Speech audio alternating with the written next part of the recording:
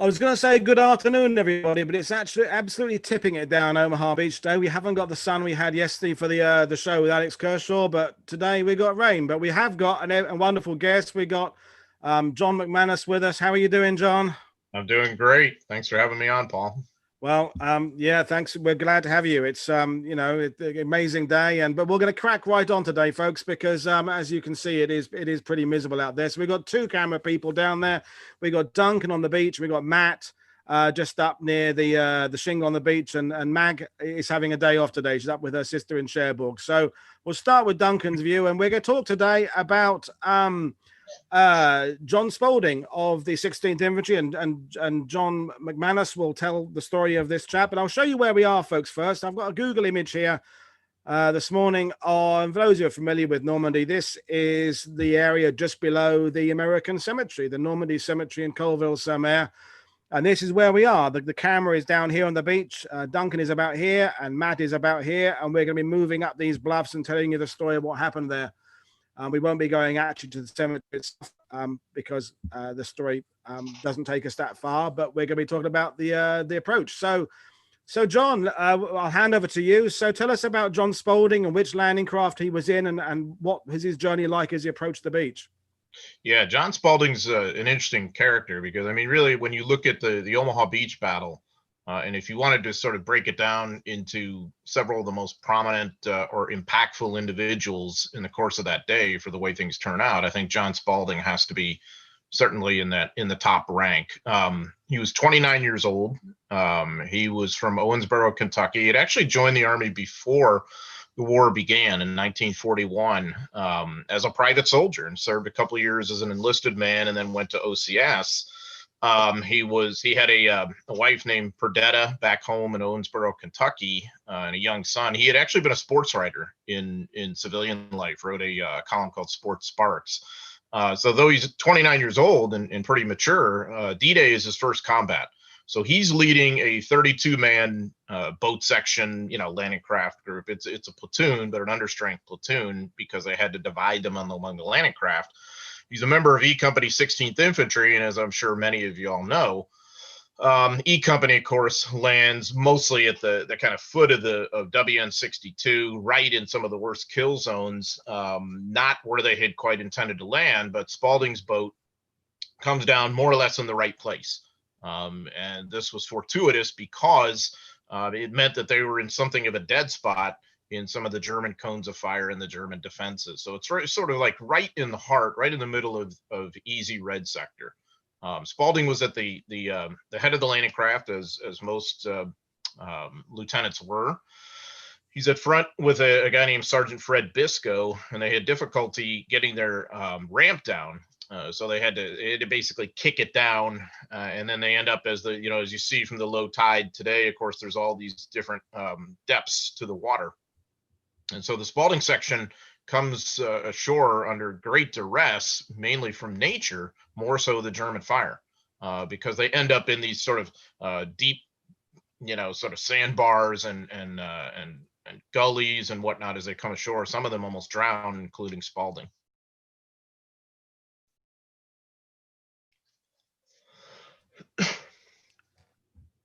Yeah, so Spalding, one of the things that happens is they're going in, and they're, some guys are in knee deep water, some guys are in water over their heads. I mean, it just varies.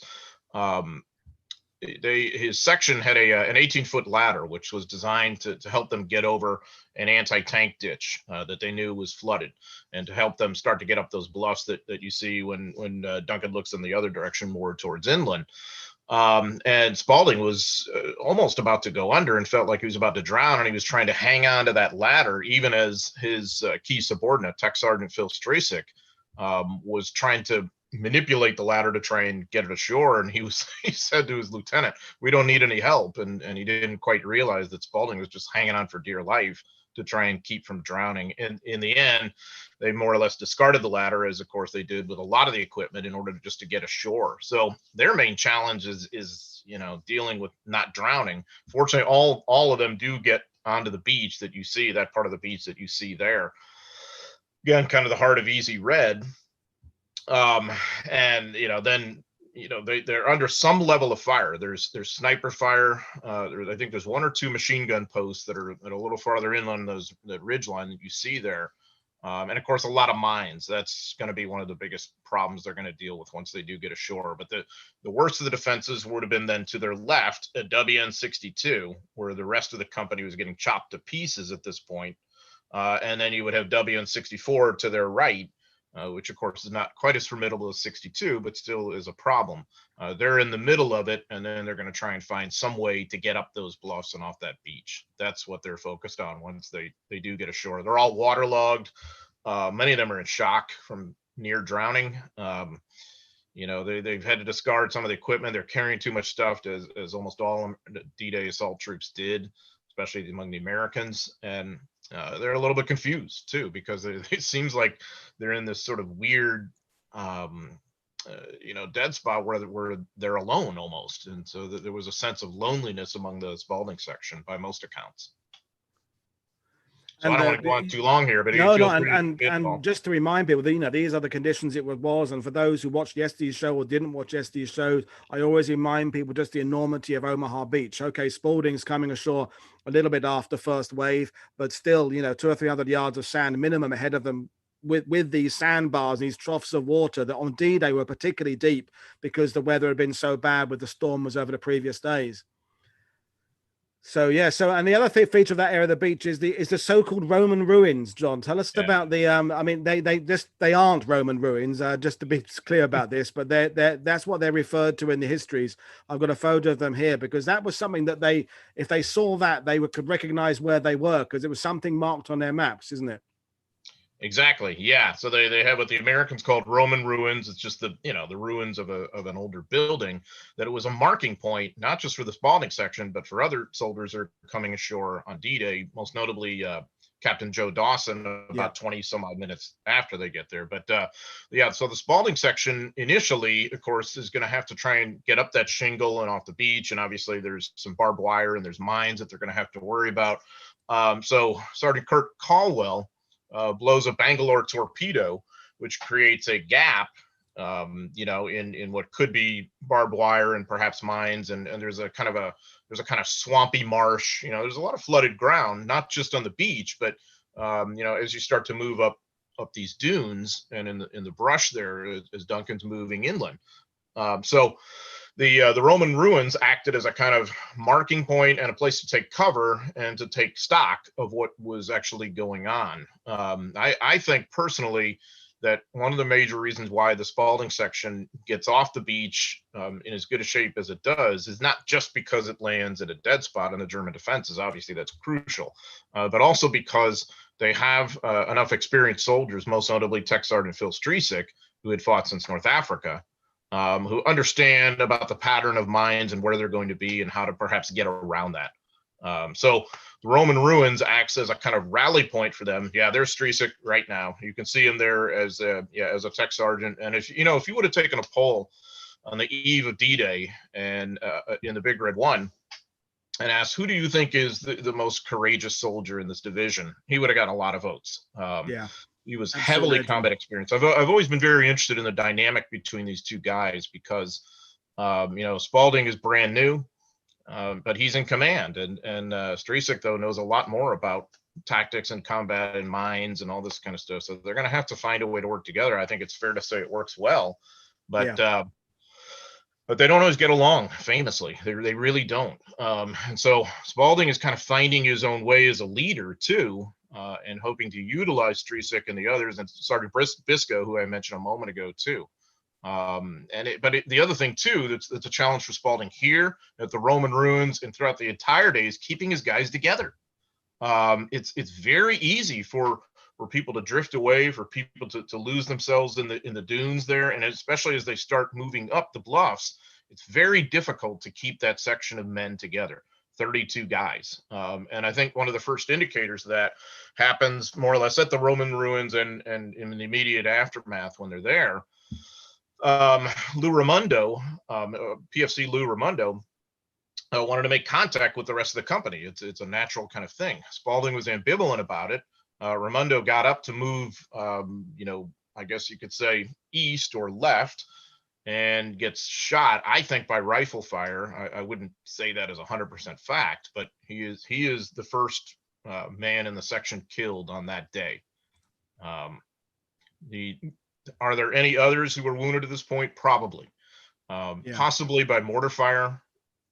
That's, I think, more likely than small arms fire or machine gun fire, though they are taking machine gun fire by the time they nestle in and around the Roman ruins there. And you can see the remnants of the shingle bank too. And obviously now as Duncan moves ahead, you can get a little feel for the terrain. Yeah, the shingle bank would have been behind them, and obviously it's not exactly like it was in 1944, very different, but it gives you a feel for it. Yeah, and then it and also certainly I think the distance. I think that when you look at the photo, even in your wonderful book, about the First Division, the dead and those about to die, it's always getting that idea of the distance between the shoreline and the top of the bluffs. Because as you'll find when those watching, you'll follow our camera teams, and we did a recce there 3 or 4 days ago. It's a long old way to go. It's not just a quick, it's not the 70 run, 50 yards, and you're off the beach. It's a long old way to go.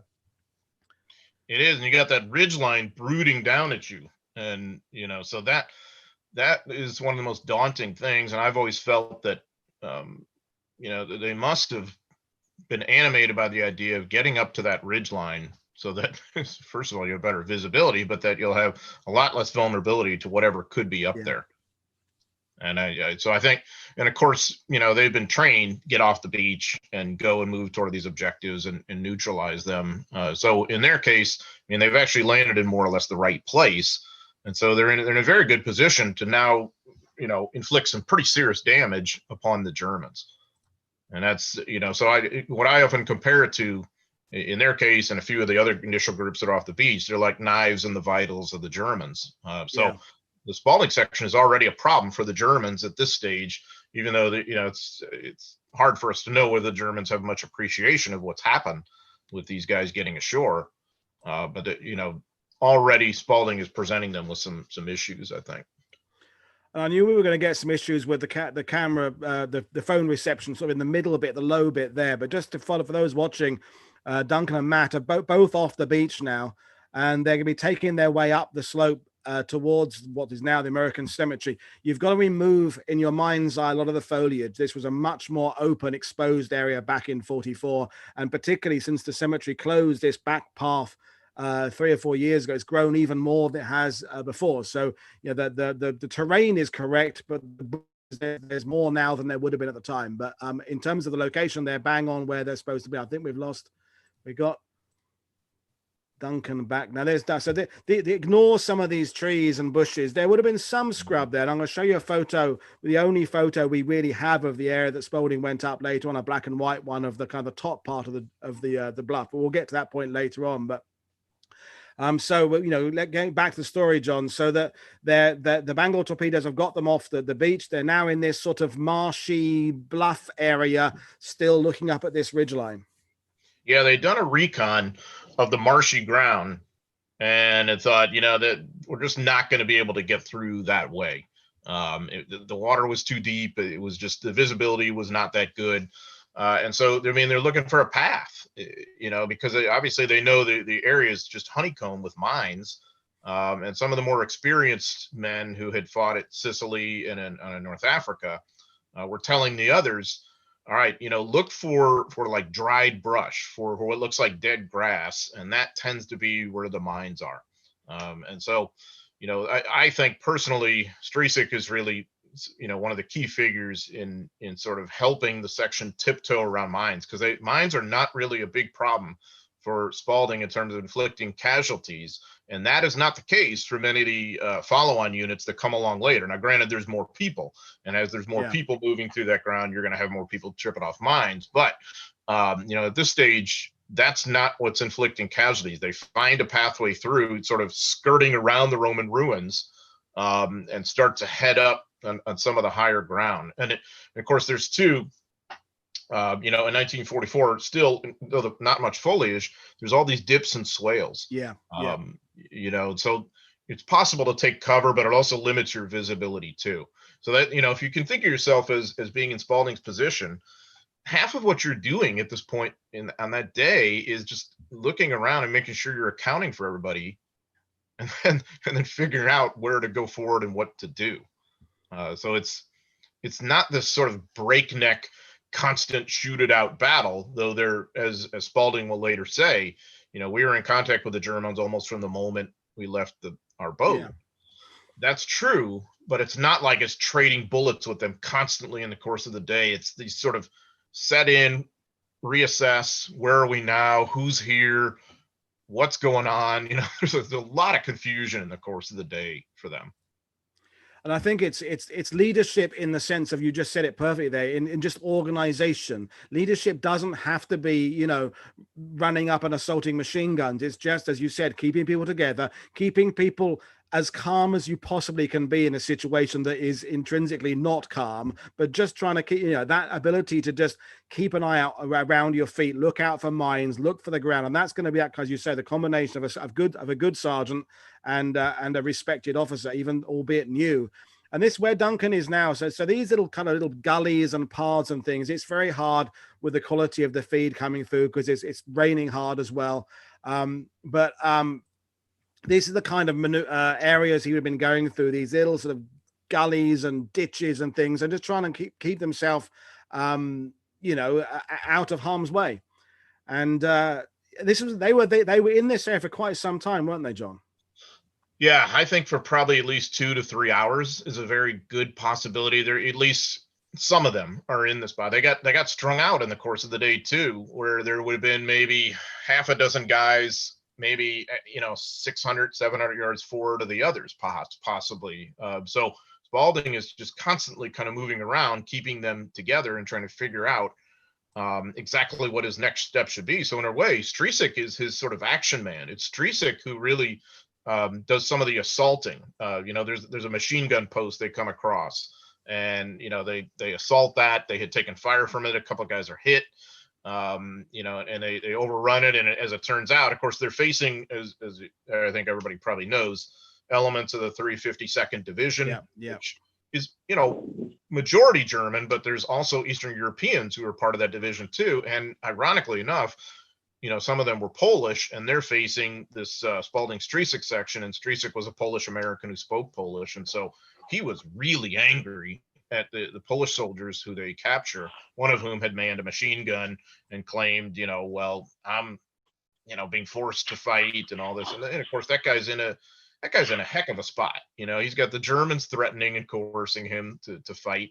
He's got the Americans in front of him with all their firepower, and it's this huge, landing that's happening on the beach and all this. So what are you going to do? And so unfortunately, the nightmare scenario for them is he comes across this Polish American who has no sympathy for him.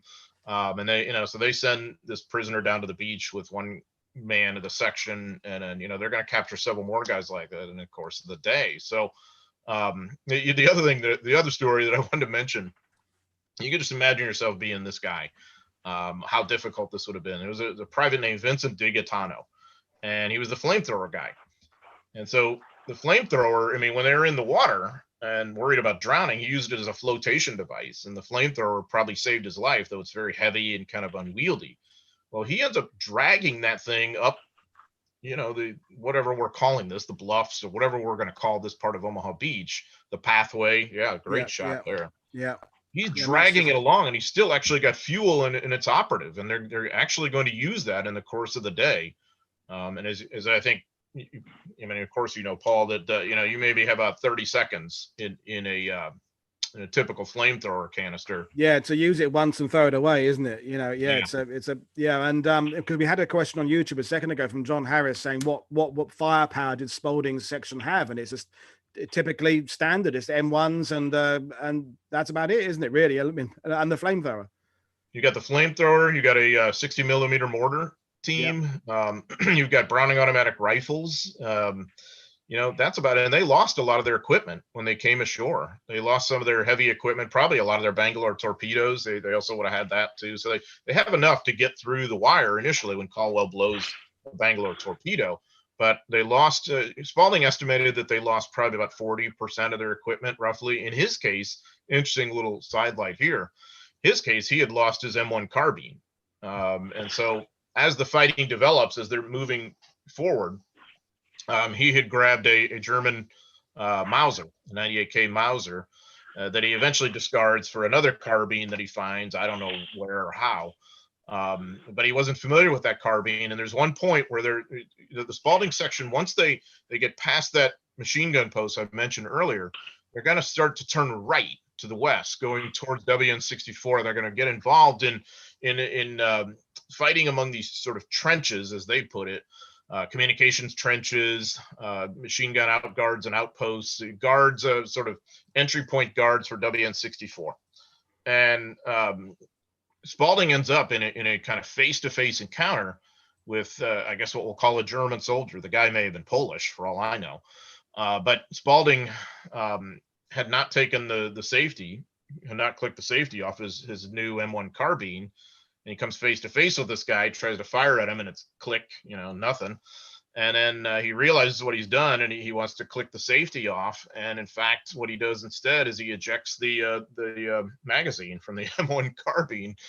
So he's sitting there with an empty rifle, looking face to face with this guy. Fortunately, one of his other men was there covering him, and the guy wanted to surrender. So Spalding, has this kind of amateur moment too, though he's had almost 4 years of training as a soldier and a lot of training as an officer now. It still is his first combat, and adrenaline is an adrenaline, and people make mistakes, And you'd expect them to make mistakes. It's how you adapt to it is always the important thing. And again, I want to get across to people the idea of just how much time was spent. And that view there, and the bandwidth is not good today because the rain. I don't think the rain is helping, but that is a lot. That's Matt now looking back towards the beach. So we're now probably about 150, 200 yards off the beach, but it's these twisting, turning paths with little gullies and bumps and hills, and they're going to have to sort of work in their way through that. They're checking for mines. They're under fire more continually.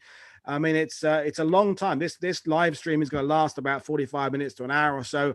As we've already discussed, these guys were in this position for at least 2 hours just on the bluffs. Then you've got the working on the ridge bit. Then you'd had how many hours they'd spent in the landing craft before they hit the beach, which varied from 2 to 5 or 6 hours for some of the guys. So it's been a long, long day. And after that amount of time, with all that pressure around you, of course, you're going to make the odd little mistake here and there. It's only natural. It is. And, in each one of these encounters, the other thing too, each one of these encounters is an adrenaline spike and an adrenaline dump. Yeah. And so, as I mentioned, I mean, they're not in constant combat. It's like jagged, episodic combat that maybe involves like 4 or 5 of us that we're ahead in the lead. And it's usually Streczyk who's part of that. And then it happens quickly, and then there's nothing for several minutes, and then we collect together again, and then something else happens. And so each one of these is a kind of high and low in terms of adrenaline rush and dump. So they feel like, we're probably at about 10 a.m. by this point in time, I'd say, roughly, in terms of where Duncan is and where they are at that point. And they felt like it's been 2 or 3 days. Paulie made a great point. They'd been circling in their landing craft, before, and I'm sure some of them were seasick. There's no records that say they were, but I'm sure some of them probably were before they got off the landing craft. So they've been through the ringer a little bit by now, and yet their day is just beginning.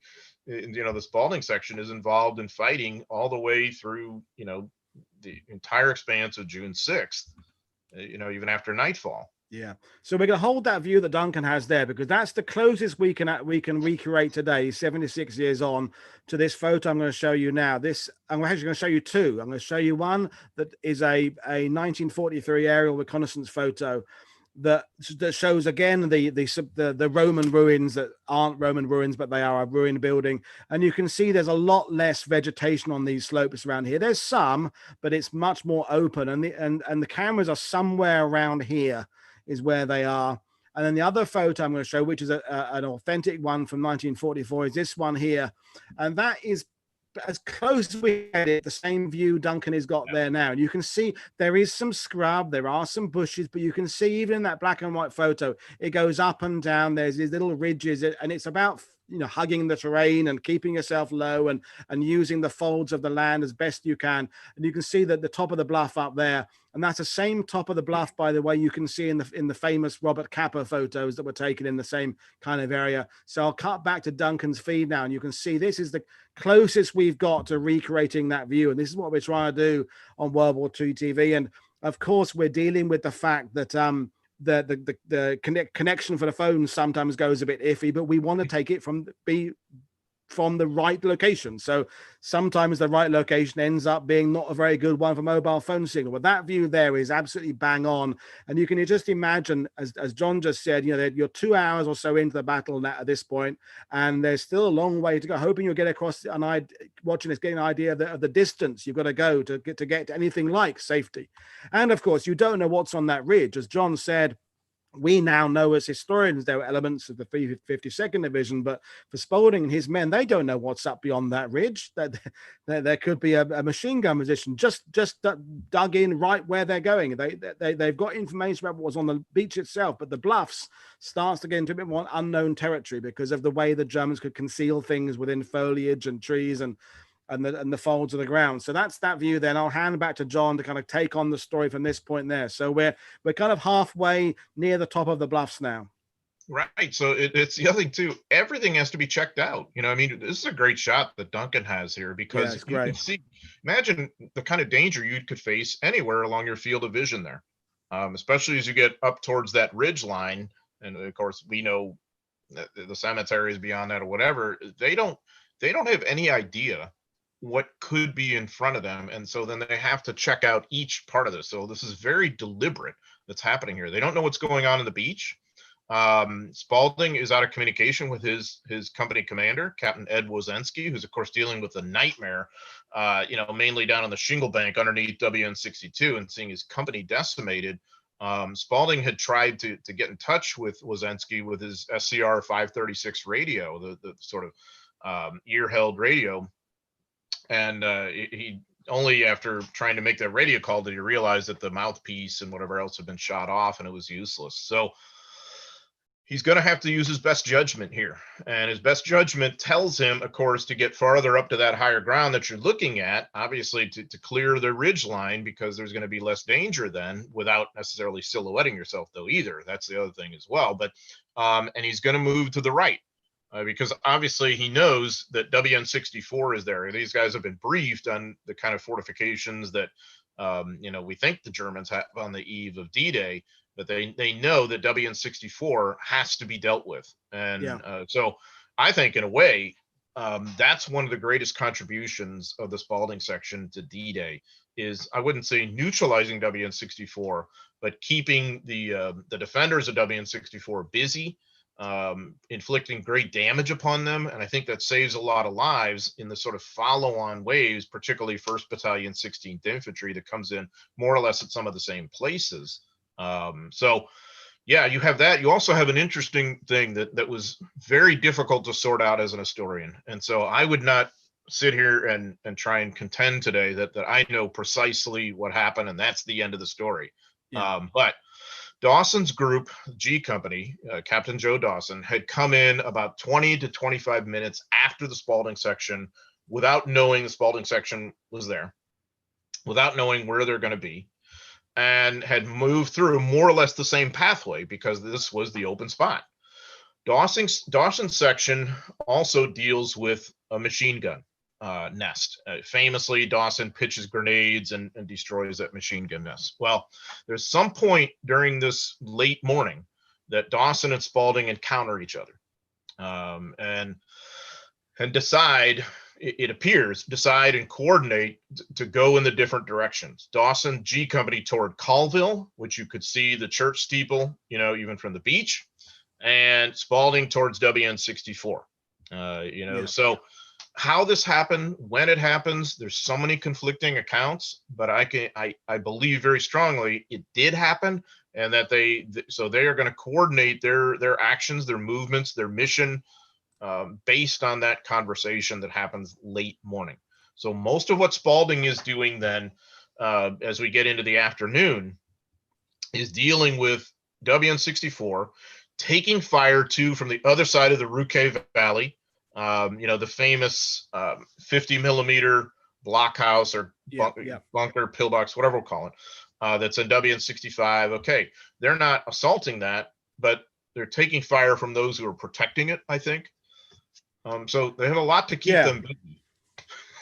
And I think, just going back to your Spalding and Dawson thing, I mean, I know things have changed. What I think that kind of happened in this area here, because there are these two sort of naturally kind of, you look at the original wartime photos of folding paths, and there's a little viewing platform there that talks about, in fact, the Mulberry Harbor. And that's where I think the Dawson and Spalding stories separate, where Spalding kind of goes this way off towards, as you say, Widerstandsweg 64, whereas Dawson kind of goes more straight up and off the left, and ends up encountering other things over there. But I would guess it's this way area here, kind of halfway up the bluff, is where their stories coincide for at least a short time. And I was talking to another historian, Flo, the other day, a French historian, saying, you know, are the Dawson and Spalding paths the same or separate? And I said, well, they start quite close together, they meet again, and then they separate. It's, as you say, John, there's things happening in the same place, in the same area. And at the time, no one's, you know, positioning themselves with their GPS to be able to note exactly where they are. There's still lots of confusion as to where everybody is.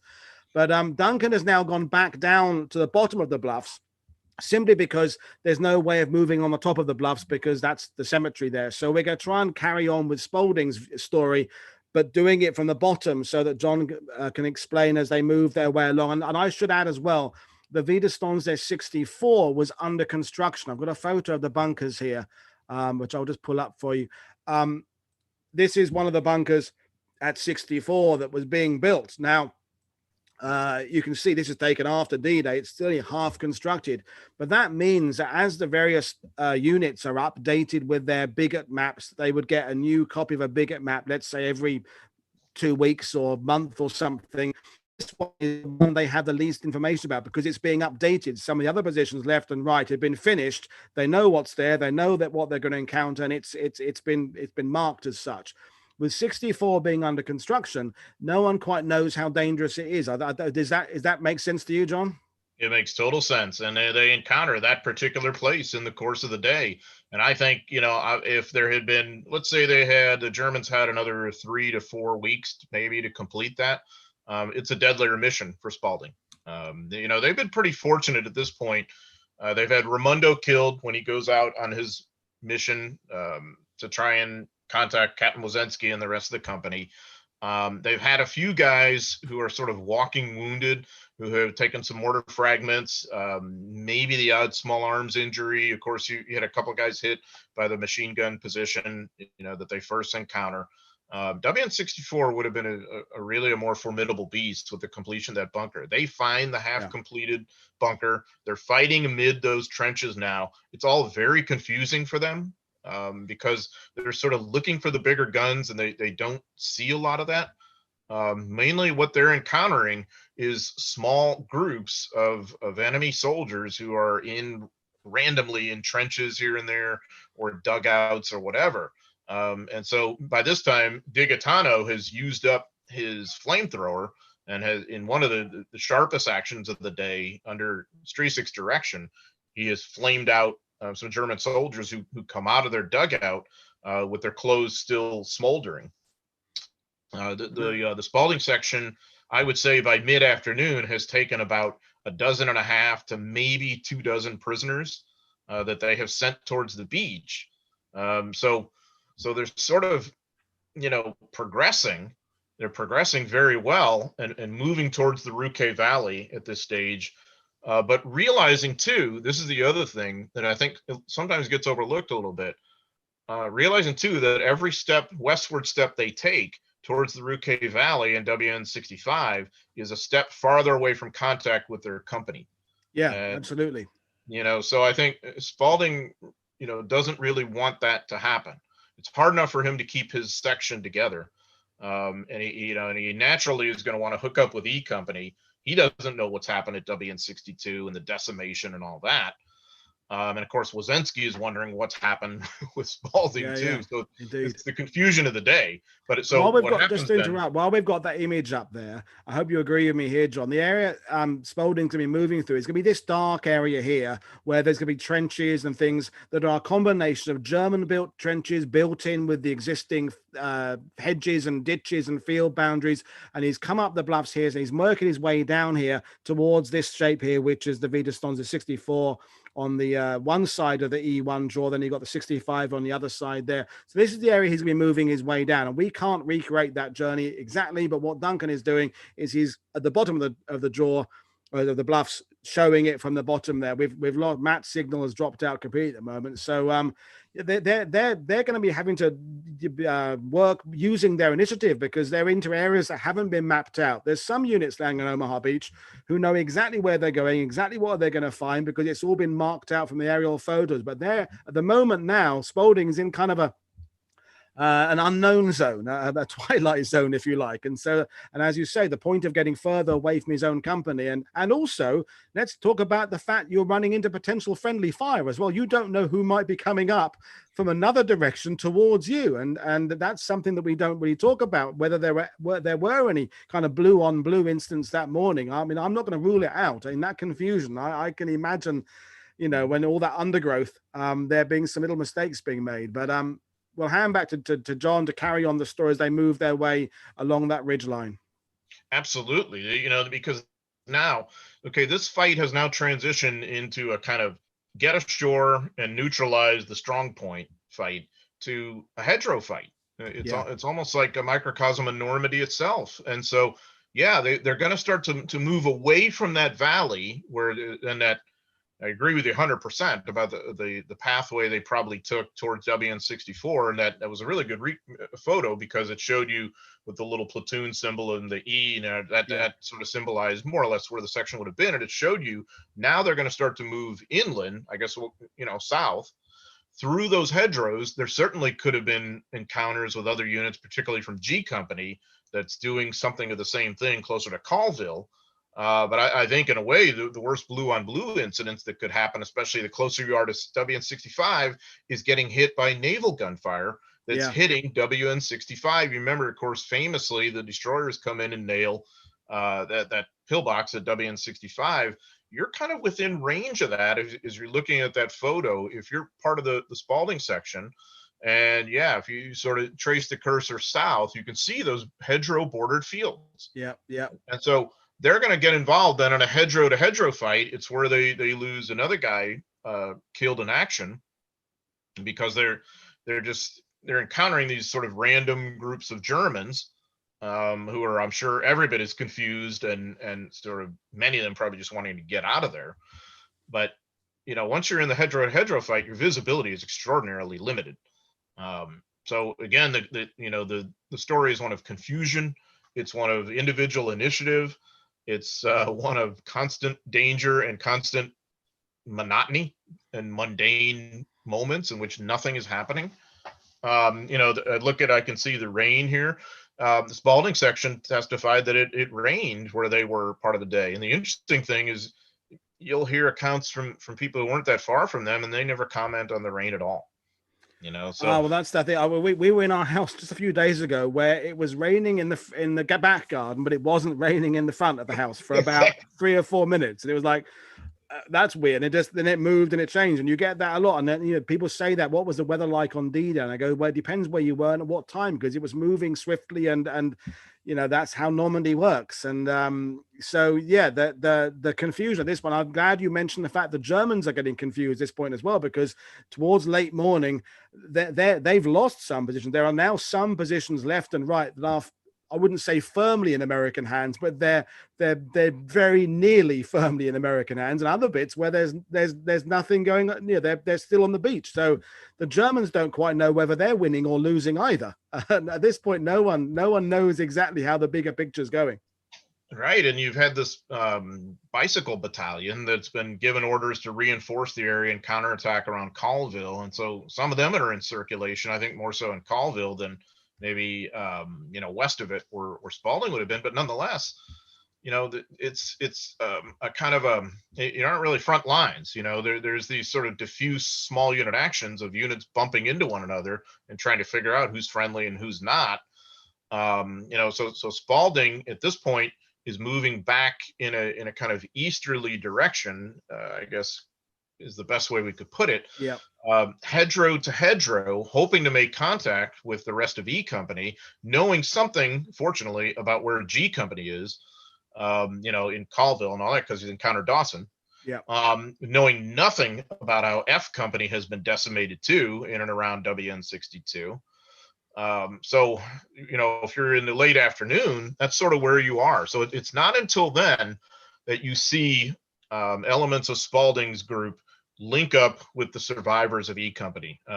Streczyk has a meeting and an encounter with Wozensky when Streczyk went back to the beach with prisoners, I believe.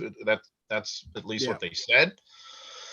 I don't know if you've probably heard this story, how apparently Streczyk just deliberately stepped on a mine right in front of Wozensky, and Wozensky almost, almost lost his opponent. Like, what are you doing? And Stryczyk's like, oh, don't worry, I stepped over it on the way down. It's not going to go off, And it's a great story. That's a bit arrogant and cocky, but yeah, well played, sir. Yeah, it's so him, at that point in his life, at least, and so he, of course, they had tremendous high regard for each other, and Wozensky was thrilled to see that he had survived. So you have another guy who kind of comes into play here, another leader, Lieutenant Rob Hutch, who was another platoon/boat section leader whose men had come ashore closer to WN-62. But once there's some level of coordination with Wozensky, Hutch and his survivors are going to link up with the Spalding section of who's still on their feet at this point. Now, in the course of the day, Spalding loses 2 killed and 8 wounded. Most of the wounded were functional. They were sort of walking wounded who were still in that fight by nightfall. So the Spalding section is not just isolated, say by, like what you'd think of as dinner time, 5, 6, 7 p.m., whatever. They are now with Hutch. So you've got a group of about 45 or so, roughly. And Hutch has seniority. So ultimate command has passed from Spalding, though obviously he's still responsible for his guys and still on his feet making decisions. So they're involved in the kind of edge line hedgerow fighting outside of Colville at that point in time, by the time D-Day comes to an end. Yeah, and so we as they approach Widerstandsgebiet 64, I mean, tell us about the final actions happening there, because there are other movements coming in as well from the east at this point as well towards that position. So it's getting increasingly confusing.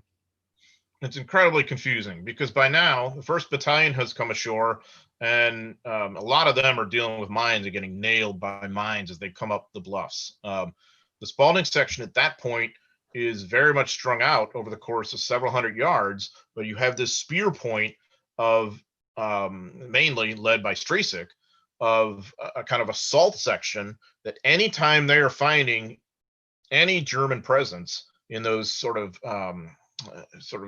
I guess we'll call it trench lines that sort of ring or spider web around WN-64, anytime they're doing that, they are killing German soldiers in close encounters. And I would be reluctant to say they're killing them in droves. I would say maybe about 24. They probably kill about 24 German soldiers or enemy soldiers in the course of the day, roughly. And they do neutralize the gun that is there. What was it, a 76.2 millimeter, something like that? I don't recall, but yeah, there was something there. We're not sure what it was. And that's a very confusing area to go to as well, the 64. We've done it a couple of times, and you have to kind of cross a little stream at the bottom of the Rookie Valley, and you go up and you end up kind of the back part of the American Cemetery today. And it's there's almost these sort of like craggy, almost like you'd expect in a Pacific Island bit out there. It's very, very unlike the rest of Omaha Beach. It really is. And I can only imagine how confusing it was in that particular area, because, drop down these slopes and you've lost contact with the guy to your left and the guy to your right. It was, it's not because it was under construction, they were building it in with some trees and some bushes. It was probably the most confusingly laid out German position on Omaha Beach, I would guess. Well, WN-60 was similar as well, having incorporated into existing French chalk works. But yeah, not a very nice area to be trying to coordinating a battle in.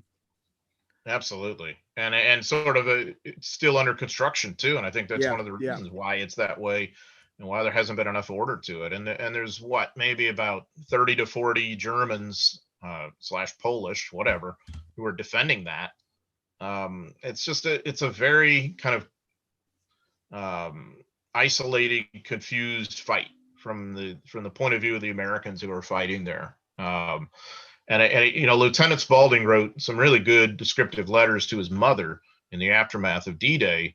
And the theme that comes through is certainly one of keen responsibility, and it's sort of eye-opening. Gee, this is what combat really means, sort of thing. But also the biggest thing is just trying to keep these guys together, and trying to figure out how to keep his unit together as one fighting operation, and keep them armed and keep them supplied with enough ammo. By the end of the day, Spalding is down to half a dozen bullets. Many of his guys are down to one clip. So they've expended a lot of ammunition in the course of the day, and they haven't necessarily been resupplied.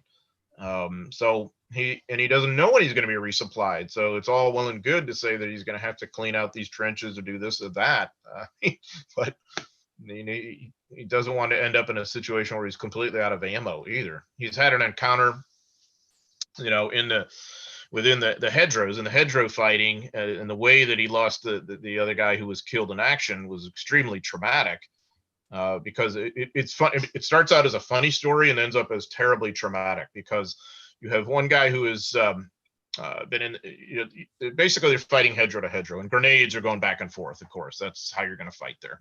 A German grenade comes in and it splinters and it sends a lot of fragments around into Di Gaetano's rear end, the flamethrower guy. And so the medic has to basically dig fragments out of Di Gaetano's butt, and they're all joking about how that's too big a target to miss, and he got hit in the ass and all this kind of stuff. And then several minutes later, another one of the soldiers had, I think it's Bisco, had sort of popped up to get a shot off or throw a grenade or do whatever at the Germans on the other side of the hedgerow. And it just so happened there's a machine gun there. There's a burst machine gun that caught him full in the face and blew off, most of his face. And so it also shows you that in 1 minute you could be joking around, and the next minute it's deadly grim. And so this is the kind of stress they've been under for probably 16 hours or so by the time the sun finally sets that night in that very long day. Duncan is now at the bottom of WN-64 now, although he's going to lose his connection there as well, because it's not a grip. That he's sort of on the eastern side of the E1 draw right now. We've lost Matt completely now, so I think it's the weather's not helping. So let's roll forward to the Distinguished Service Cross citation, how that came about for Spalding, and who it was who kind of put him forward for that. Yeah, the Spalding section got 7 Distinguished Service Crosses for this action, and that included Streczyk too. Yeah, I mean, Captain Wozensky is a key player in this, of course, as is the regimental commander, Colonel George Taylor, the famous, only 2 guns of people on this beach, dead and those about to die. There's a very clear sense in the aftermath of this battle that they are one of the first groups off Omaha Beach. I would never say the first as a fact. I don't think we can say that for sure. But there's a very clear sense that they had done extremely well and inflicted enough damage to save other lives coming ashore that day. And you can see that looks like Streczyk to me, I think. Yeah, with Montgomery. Yeah. Yep. So, and I think, isn't there a shot of, because Dawson also got one, but I think there's a shot of Eisenhower decorating Dawson. We're going towards WN-65 there. Yeah, here's Eisenhower decorating Spalding. Spalding. Oh yeah, it's really bad quality newspaper cutting, but that is, you can tell Eisenhower by the back of his most recognizable back of the head there, Eisenhower. Right, but there's surprisingly few images of Spalding in the war, really, for someone quite so well known, so important. There's not that much information. This is him in hospital. That's some time after D-Day, isn't it? Yeah. See, there's robes. There's quite a postscript to this whole story, and both of these guys, Spalding and Streczyk, because D-Day was just one day of many, many in combat for them. Streczyk was in 400 days of combat. Spalding probably in about 90 days of combat. Of course, both had fought, the rest of the Battle of Normandy, also the Mons Pocket, Aachen, Hurtgen Forest, all this business. And, Spalding's wounds are primarily emotional. By the time you see him in that picture, he had been evacuated with combat fatigue. He'd been wounded. He missed the Battle of the Bulge. He comes back after that, and he's just had enough. And so Spalding had to my knowledge, for the rest of his life, a sense of trying to downplay whatever he had done, almost a sense of guilt that it was really his men who had done most of the heavy fighting on D-Day or whenever. And one thing that was kind of eye-opening for me as a story when I started to look into this and got to know a little bit of the two families was for many years the Streczyk family had felt like, I don't know why, but they felt like Spalding had tried to capture the glory for himself, sort of thing. And I tried to convey to them that nothing could be further from the truth. When you actually look at his quotes, there's a quote he has in which he literally says, "I didn't do anything. My men did it all." You know, something like that is what he conveys. That he was not a glory hound at all. And the two found a good way to work together, even though there would have been that natural tension. Streczyk also he is also evacuated with combat fatigue too, though he had many physical wounds too. Yeah. So these are two real first line warriors. And that's the tragedy. I mean, because, you know, I've known you a few years, John, and yeah, as you know, I've been doing Spalding and Streczyk stories on my tours for a long time. And then your incredible book came out, which, you know, I have here sitting on the desk. And then I found out more about both these two men after war, and it didn't ruin the story, but you feel compelled as a tour to tell people that these guys didn't go on to live to be 95 years old and they sit and tell their war stories to their grandchildren and meet Bill Clinton on the beach, wherever it was. They both had tragic lives. And we had a couple of requests before we actually went online from people saying, will we go through what happened to these guys at the end? And just without dwelling on the tragedy of it, you know, it's just, if we tell our viewers that these two men, what they faced and what happened to them, it's just a tragic story, isn't it? I'd be glad to, because I think it's instructive and it opens our eyes to what the war really was and what war really does. And what I do in the book, at the end of the book, is look at three individuals who I think represent, to some extent, a microcosm of what happens with many veterans. Streczyk, of course, as I mentioned, saw a lot of fighting, eventually evacuated with combat fatigue after 400 some odd days in combat. He's discharged from the Army. He has physical wounds that have never really healed. According to his family, a bullet wound in the back of his neck that he had never even gotten evacuated and treated for. He gets married. He has 4 kids. He gets into construction in Florida, but you know, he had physical pain. He had terrible nightmares, certainly what we would call PTSD, and he ends up taking his life in 1957, taking his own life. Very tragic, incredibly traumatic, even all these decades later, as you can imagine.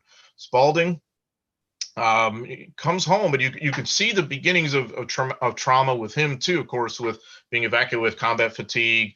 He's treated, of course, as a major war hero in Owensboro, Kentucky, you know, because he got in the Distinguished Service Cross. He'd been there at D-Day, you know, the whole thing. But he didn't want those plaudits at all. And he gets divorced.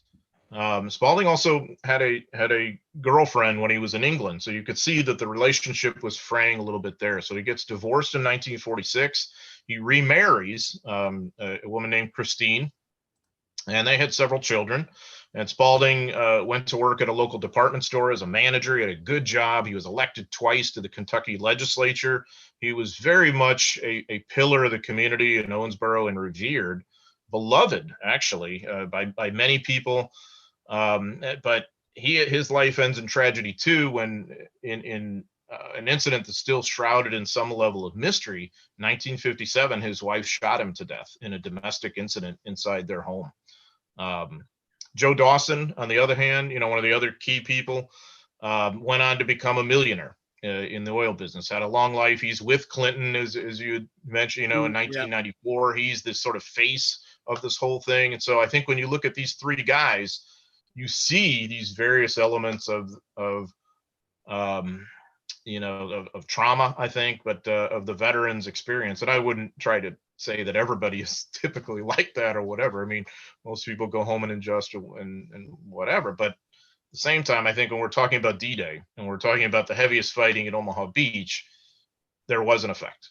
Well, that's why I particularly want to do this story with you, because, you know, you've got so many stories in your book, and there's others in Belkovsky's books about other guys in the 29th. But I think not only, as you said, is this one of the first and we're clear not to say the first, one of the first breakouts off the beach that helped eliminate the path up he took, and also move along and take out a second area. So in a sense, he kind of takes out two parts of the beach, which is pretty cool.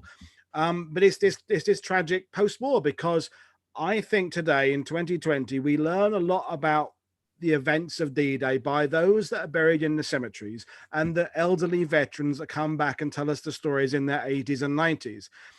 But there's this mid group, the ones that survived the war but didn't live long enough to appear in the documentaries, of which both Spalding and Streczyk fit into, that I think, though, highlighting those stories, because to me they kind of fall through the cracks a bit.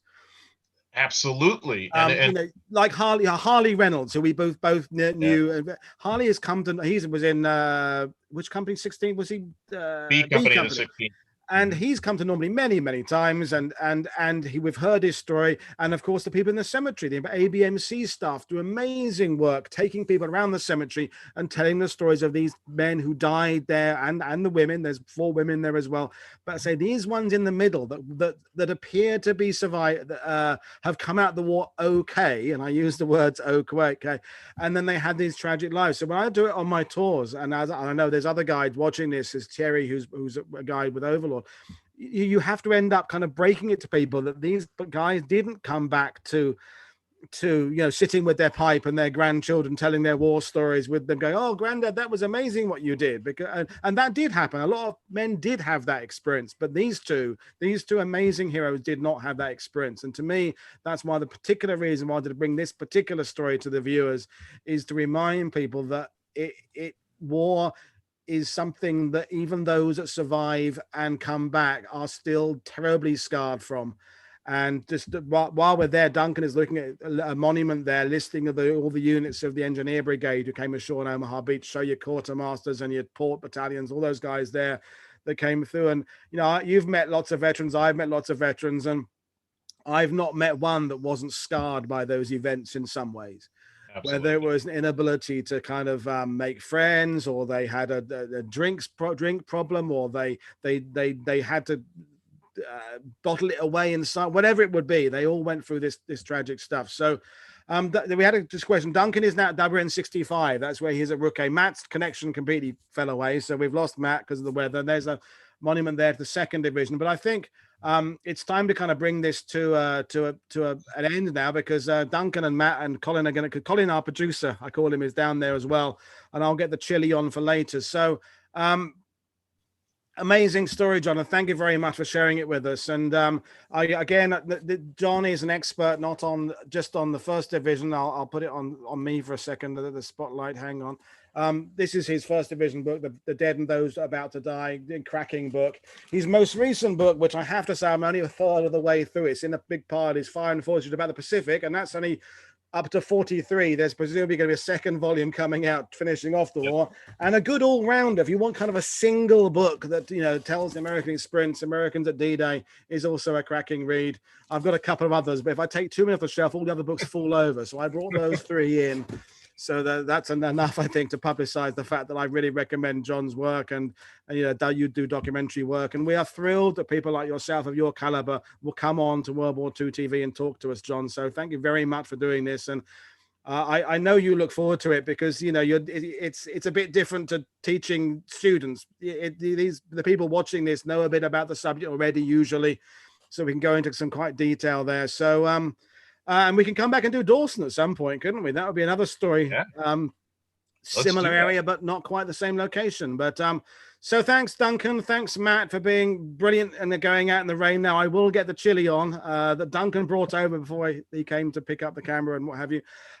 Reminding people about what we've got coming up. So I'm nothing tomorrow. I've got a day off tomorrow. And then Tuesday evening, I've got Dan Kazata talking about chemical warfare. Then the Wednesday night, we've got our Operation Aquatint Part 2 with the amazing Damian Lewis, the author, coming on, who writes about commandos and SOE, talking about that. And then basically another 13 or 14 shows before this month finishes. And I've got more that I'm planning right now. So it's just busy, busy, busy. So, John, any closing things you want to say? Anything you'd like to say about the 1st Division or Streczyk and Spalding before we go? Well, as much as anything, I want to thank you for having me on. I just had a blast, and it's an incredible honor to be on here, but also to tell their story. Because one of the things that's very sobering by our own time, 2020, is most of these veterans are gone. So Yeah. it becomes incumbent upon us as historians to sort of take the mantle and tell their story as accurately as we can hope to. Yeah. And maybe convey a little bit about what this cost them and what the feeling of it was like for them, as only they could know. But perhaps the more we study it, we can understand that a little bit better. So I think Spalding and Streczyk, to me, represent something of the face of D-Day, and I view them as D-Day casualties every bit as much as Raimondo or anybody else who was killed that day. There's Well, that's so it. You know, we will close things, but you know, when people are, you get the people you meet on tours, and you must have it when you're doing lectures, and they come out, they want to know the stats, don't they? How many people died there? How many people were wounded? And you kind of go, well, I can tell you that, and of course, within those there are different versions anyway.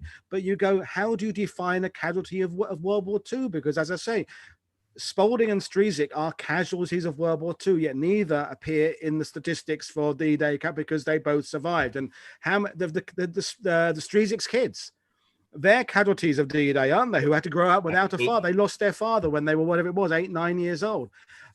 They're all casualties of D-Day as well. The French civilians whose houses were ruined, they're D-Day casualties. They're not in the statistics. So I kind of urge people, sometimes when you're asking about statistics, give that some real thought. What are you actually asking here? It's World War II isn't Lego bricks. It's not.